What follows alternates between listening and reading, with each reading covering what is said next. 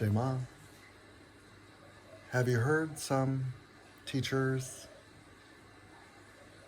wax on about you can choose to release your ego? That it's a simple exercise in cognition.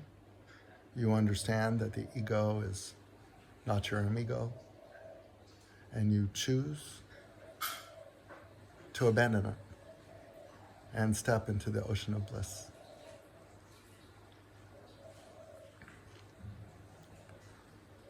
Does that sound accurate to you? That you can just drop the ego with your will, by your choice, your free will choice? Or have you experienced that it might be a little more difficult than that?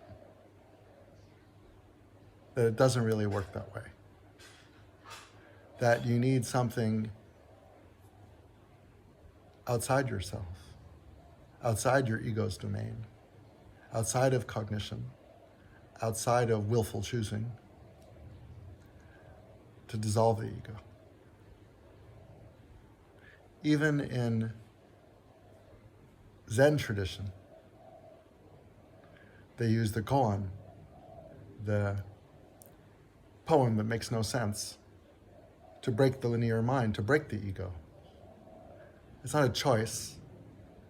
The nature of the koan is to break the ego through, confusion. But it must be mystical also. There's got to be some Shakti in there, no? Or it wouldn't work. So that's not a choice. And the teachers that propound that you can cognize and choose around the ego, and that's enough, I'm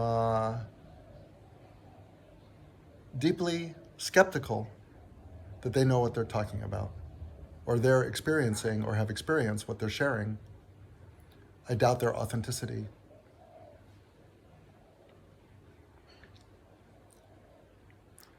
So the ego can be lessened or dissolved over time or suddenly, and that's usually a mystical, supernatural blessing.